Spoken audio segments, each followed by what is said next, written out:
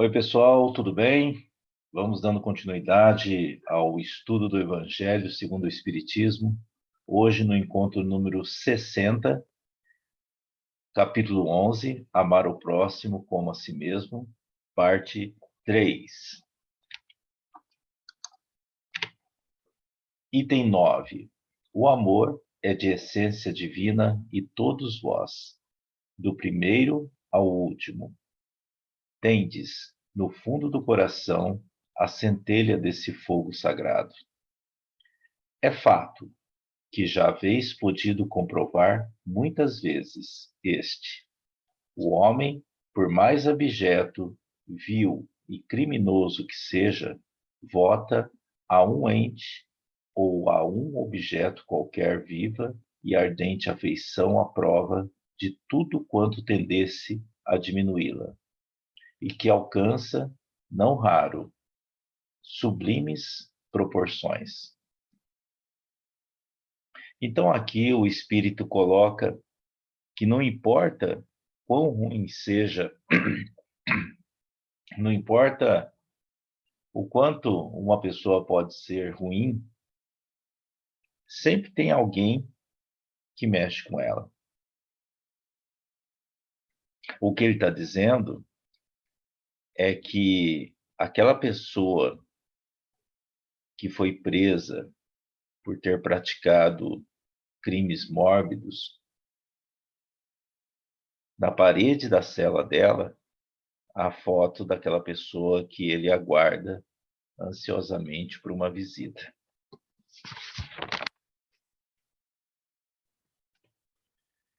Há um, há um ente ou um objeto qualquer, disse eu, porque há entre vós indivíduos que, com o coração a transbordar de amor, despendem tesouros desse sentimento com animais, plantas e até com coisas materiais. Espécies de misantropos, que seria uma aversão pela humanidade, que a se queixarem da humanidade em geral e a resistirem ao pendor natural de suas almas, que buscam em torno de si a afeição e a simpatia, rebaixam a lei do amor à condição de instinto. Entretanto, por mais que façam, não logram sufocar o germe vivaz que Deus lhes depositou nos corações ao criá-los. Este germe se desenvolve e cresce com a moralidade e a inteligência. E embora comprimido a miúde pelo egoísmo, torna-se a fonte das santas e doces virtudes que geram as afeições sinceras e duráveis e ajudam a criatura a transpor o caminho escarpado, ou seja, o caminho em forma de penhasco, um caminho difícil, de encosta íngreme. Então, vou ler de novo aqui. Esse germe se desenvolve e cresce com a moralidade e a inteligência, e, embora comprimido a miúde pelo egoísmo, torna-se a fonte das santas e doces virtudes que geram as afeições sinceras e duráveis e ajudam a criatura a transpor o caminho íngreme e árido da existência humana. E aqui então ele aplica aquela frase que ouvimos muito. Quanto mais eu conheço o ser humano, mais eu gosto dos animais. Um espírito que se conecta à raiva em relação ao ser humano, à decepção em relação ao ser humano, e busca contato apenas com coisas mais primitivas, esse ser humano está num processo de regressão no sentido comportamental. A gente vê aqui no texto, há um ente, logo no início aqui, ó, há um ente ou um objeto qualquer, disse eu, porque há entre vós indivíduos que, com o coração a transbordar de amor, despendem tesouros desse sentimento com animais, plantas e até com coisas materiais. Ou seja, ele tem muito amor para dar, só que ele direciona esse sentimento aos animais, às plantas e até com coisas materiais. Então, você vai ter aquele indivíduo que passa 2 horas encerando um carro, depois volta, lustra o carro, passa pretinho ali no pneu, mas não tem paciência de ficar 5 minutos contando uma historinha para a filha, ou dando atenção àquilo que a filha vem contar do que aconteceu na escola. Muitas vezes ouve, mas já com aquela impaciência que essa história não acaba nunca, né? E aí o texto coloca: são espécies de misantropos que, ao se queixarem da humanidade em geral e a resistirem ao pendor natural de suas almas, que buscam em torno de si a afeição e a simpatia, rebaixam a lei do amor à condição de instinto. Então, quando eu busco a simpatia do animal, eu estou rebaixando a lei do amor à condição de instinto.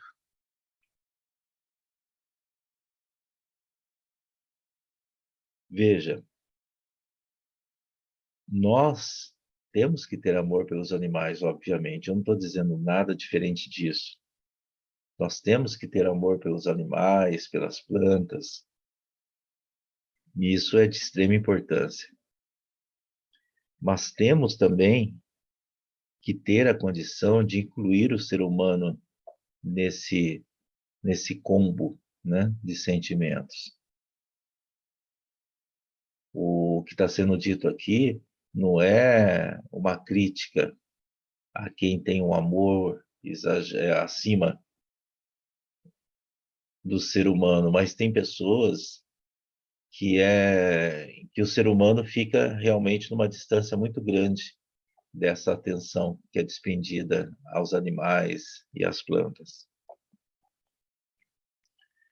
Continuando, há pessoas a quem repugna a reencarnação, há pessoas a quem repugna a reencarnação com a ideia de que outros venham a partilhar das afetuosas simpatias de que são ciosas.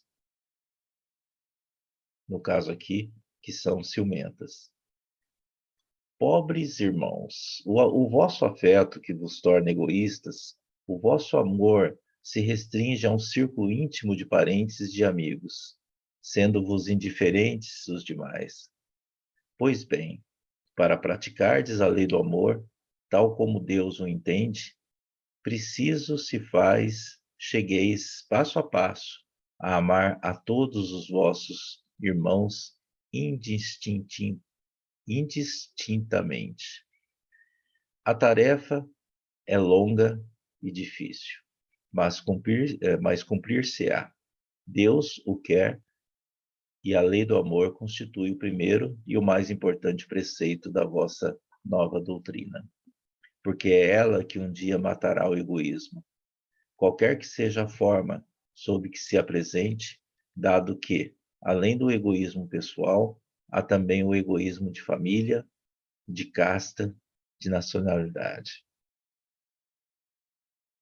Então, esse espírito reconhece que podemos amar a um grupo seleto de pessoas. Aquele grupo, um grupo seleto de pessoas, um grupo cada vez menor. Quanto mais você envelhece, menor fica esse grupo. Com 20 anos, você tem aquela turminha lá de 20 a 30 pessoas, né? Com 30 anos, você tem aquela meia dúzia, que aí já um deles tem uma criança, outro ali, você já viu uma colega sua que estudou com você que está grávida. Com 40, aquelas 3 ou 4 que sobraram. Com 70, você tem uma pessoa do lado, né? Se deu tudo certo. Eu não estou falando aqui daquelas pessoas que te visitam no Natal. Eu estou falando daquela pessoa que você pode contar no dia a dia, né? Aquela pessoa que você pode contar de fato. Aquela pessoa que não vai te trair. Aquela pessoa que não vai te sabotar. Então ele diz aqui que algumas pessoas não aceitam a reencarnação, porque alguém vai ficar com o que eu deixei, né? Como se aquilo fosse meu. Pobres irmãos, como ele diz no texto, o vosso afeto vos torna egoístas. O vosso amor se restringe a um círculo íntimo de parentes e de amigos, sendo-vos indiferentes os demais. Pois bem, para praticardes a lei do amor, tal como Deus o entende, preciso se faz, chegueis passo a passo a amar a todos os vossos irmãos de forma indiferente, que todos sejam iguais. Continuando. Disse Jesus: amai o vosso próximo como a vós mesmos. Ora, qual o limite com relação ao próximo? Será a família aceita a nação? Não. É a humanidade inteira. Nos mundos superiores, o amor recíproco é que harmoniza e dirige os espíritos adiantados que os habitam. E o vosso planeta, destinado a realizar em breve sensível progresso, verá seus habitantes em virtude da transformação social por que passara a praticar essa lei sublime, reflexo da humanidade, reflexo da divindade. Os efeitos da lei do amor são o melhoramento moral da raça humana e a felicidade durante a vida terrestre. Os mais rebeldes e os mais viciosos se reformarão quando observarem os benefícios resultantes da prática desse preceito. Não façais aos outros o que não quiserdes que vos façam. Fazei-lhes, ao contrário, todo o bem que vos esteja ao alcance fazer-lhes. Então, o que o texto coloca é que você ame aquela pessoa que teve a casa destruída lá na Ucrânia, né? Da mesma forma que você ama seu pai. Que você ame aquela pessoa que ficou desamparada, tendo que viver na rua, do que você se preocupa com a situação do seu irmão, que acabou de mandar um WhatsApp falando que não está bem. Sabe, é como se você dissesse: é meu irmão que está lá, é a família do meu pai que está sem teto. Aí o texto coloca: nos mundos superiores, o amor recíproco é o que harmoniza e dirige os espíritos adiantados que os habitam. Então, eu não preciso de uma lei que o indivíduo pare em uma faixa para eu atravessar.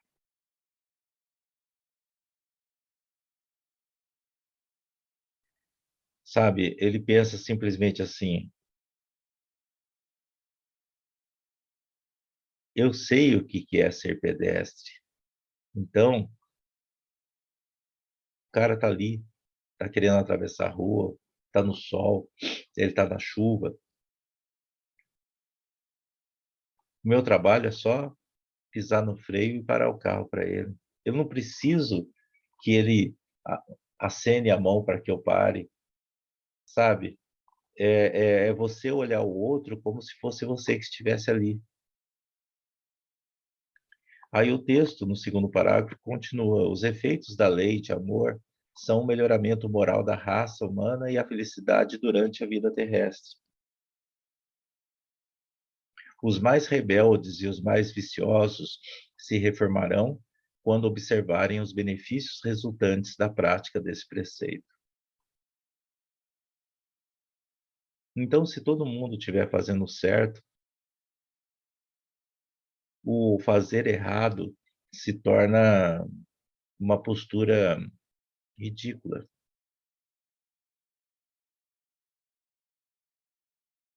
Mas aqui no Brasil, muitos ainda pensam: ah, mas todo mundo faz assim,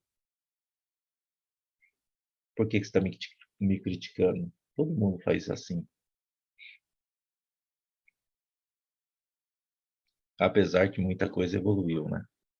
Na década de 70 havia até um comercial que o próprio slogan do comercial era para a gente levar vantagem em tudo. Vocês lembram? Mas, graças a Deus, as coisas estão mudando.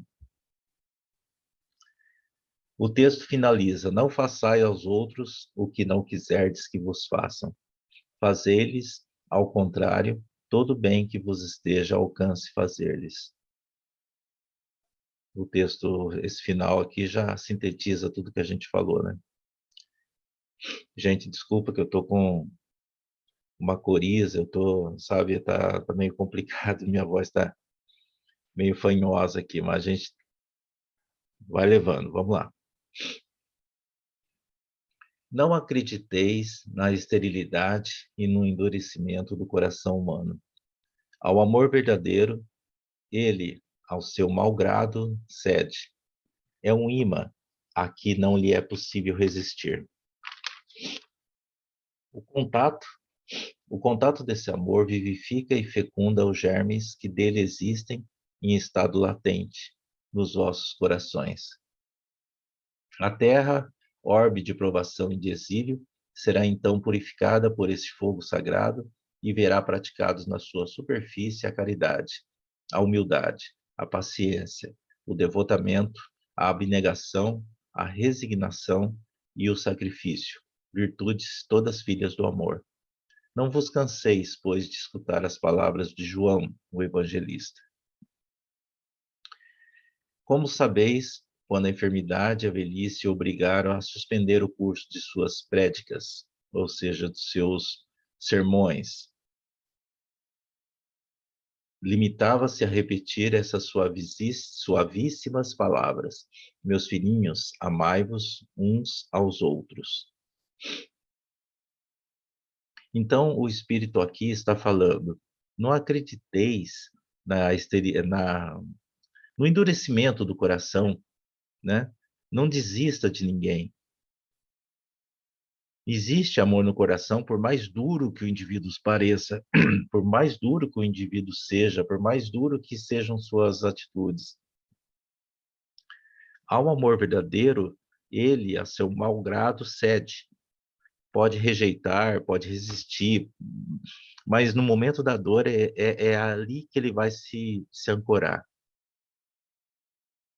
sabe? É aquela história do André Luiz, que ele não gostava de atender a uma determinada mulher, não sei se vocês lembram dessa história, mas quando viu que ela foi uma das únicas que fez oração para ele, quando ele desencarnou, aquela dureza dele desapareceu.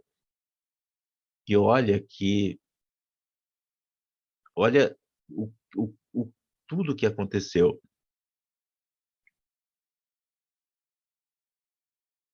Aí ele mudou, a postura dele se transformou. sabe? É como se de repente tivesse que mandar ele parar, porque virou o oposto do oposto do que ele vinha sendo e o que ele passou a ser, porque ele se tornou grato por tudo aquilo. Aí o texto fala: o amor verdadeiro é um imã a que não é possível resistir. Continuando. Amados irmãos, aproveitai dessas lições. É difícil praticá-las, porém a alma colhe delas imenso bem. Crede-me, fazei o sublime esforço que vos peço. Amai-vos, e vereis a terra em breve transformada num paraíso onde as almas dos justos virão repousar. Fenelon, Bordeaux, 1861. Então, só esse pedacinho aqui, a Terra se transformará o quê? Num paraíso, quando nós nos transformarmos em anjos. Nós que teremos que construir isso dia após dia. Item 10. Meus caros condiscípulos, os espíritos aqui presentes vos dizem, por meu intermédio, amai muito a fim de serdes amados. É tão justo esse pensamento que nele encontrareis tudo o que consola e abranda as penas de cada dia. Ou melhor, pondo em prática esse sábio conselho, elevar-vos-ei de tal modo acima da matéria que vos espiritualizareis antes de deixardes o invólucro terrestre, havendo os estudos espíritas desenvolvidos em vós a compreensão do futuro. Uma certeza tendes, a de caminhardes para Deus, vendo realizadas todas as promessas que correspondem às aspirações de vossa alma.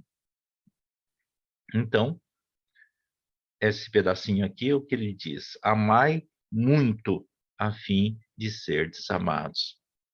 Se eu coloco isso em prática, o que acontece?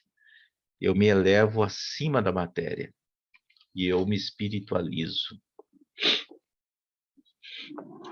Aí o texto continua: se caminhardes para Deus, veremos realizadas todas as promessas que correspondem às aspirações de vossa alma.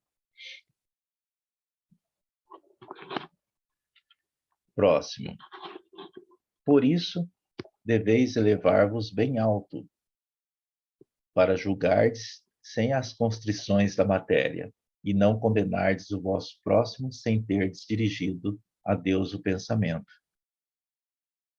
Amar, no sentido profundo do termo, é o homem ser leal, probo, que seria probo, honesto, consciencioso, para fazer aos outros o que queira que esses lhe façam. É procurar em torno de si o sentido íntimo de todas as dores que acabrunham seus irmãos, para suavizá-las. É considerar como sua grande família humana, porque essa família todos as encontrareis, dentro de certo período, em mundos mais adiantados. E os espíritos que a compõem são, como vós, filhos de Deus, destinados a se elevarem ao infinito.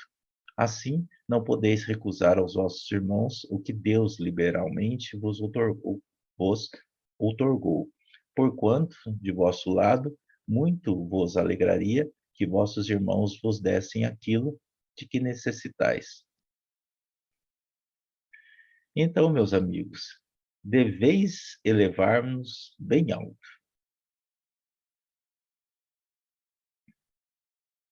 Aqui a gente fala do julgamento das condutas. Quando você for fazer alguma coisa, não seja, não distinga uma coisa da outra. Tem pessoa que fala: se for meu filho, eu tenho essa conduta. Se não é meu filho, eu ajo de outra forma. E não é por aí. A gente tem que fazer o que é correto, independente do vínculo que possuímos com essa pessoa, né? E aí o texto, aqui no primeiro parágrafo, ele continua: e não condenardes o vosso próximo sem terdes dirigido a Deus o pensamento. Então, Qual a definição desse espírito do amor no sentido profundo do termo? Na prática, o que que é? Lealdade, probidade. É eu conseguir ser uma pessoa isento de críticas, uma pessoa, acima de tudo, que honesta, conscienciosa, para fazer aos outros o que eu quero que esses me façam. Considerar as pessoas como se fossem todos de uma grande família. E todos nós,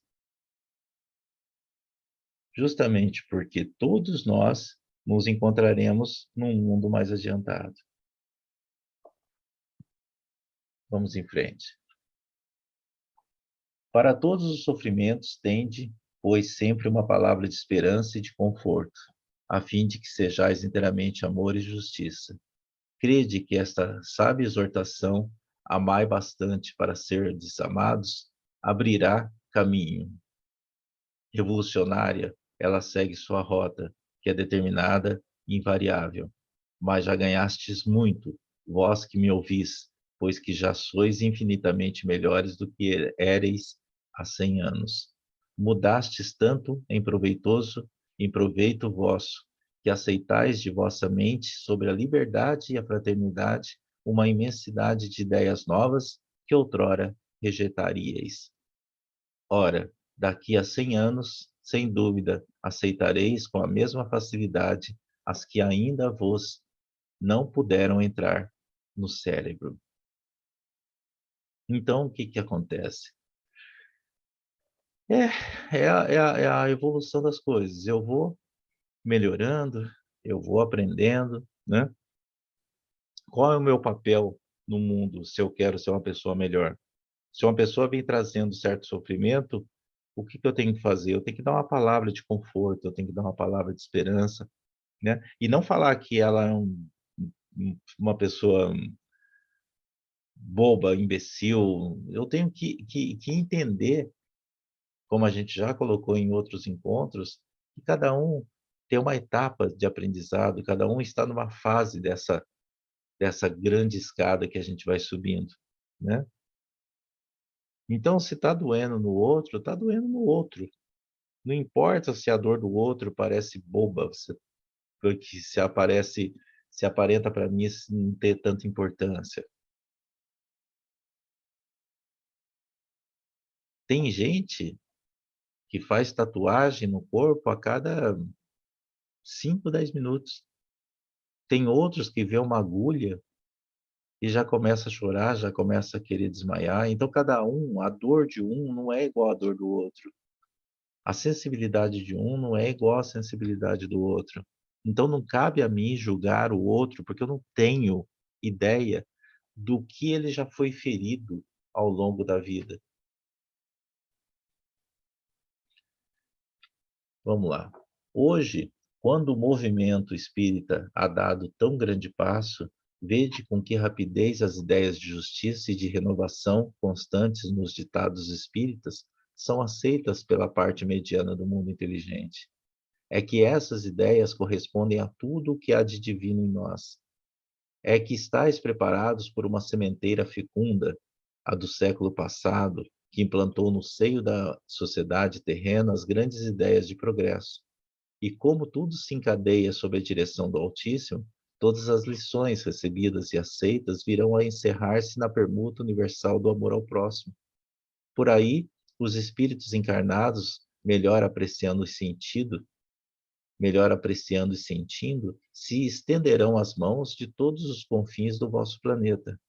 Uns e outros reunir-se-ão para se entenderem e amarem, para destruírem todas as injustiças, todas as causas de desinteligências entre os povos. Então, se o espiritismo, na época que foi criado, consegue ser aceito a ponto de virar uma literatura, é porque o século passado e os outros foram preparando o terreno para isso.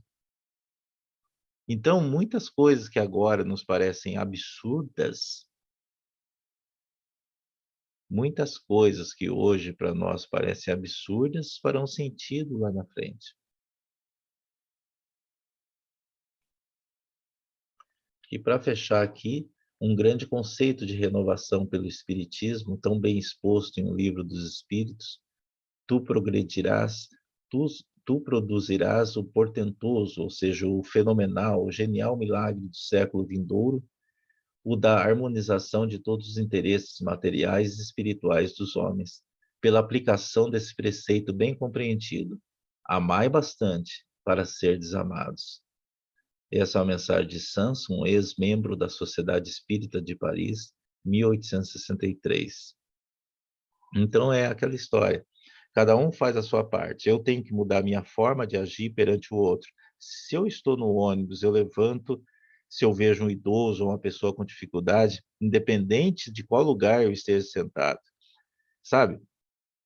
É eu parar quando eu estiver com o carro, com o pedestre atravessar, mesmo que ele não dê o sinal pedindo para que eu pare, né? Mesmo que me critique, mesmo que fala assim: ó, você é um tonto, ai, virou agora o bom samaritano.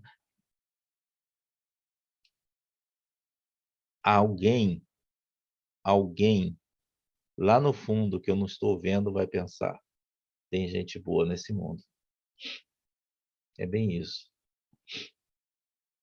Faça o bem, pense no outro, haja em prol do próximo, sem se preocupar se vão te chamar de ridículo e sem se preocupar se vão te elogiar. Em síntese, é isso. Pessoal, a gente vai dar continuidade nesse capítulo, Amar ao Próximo como a Si Mesmo, na próxima semana, na parte 4 desse capítulo 11. Uma ótima semana a todos, muita saúde, muita paz.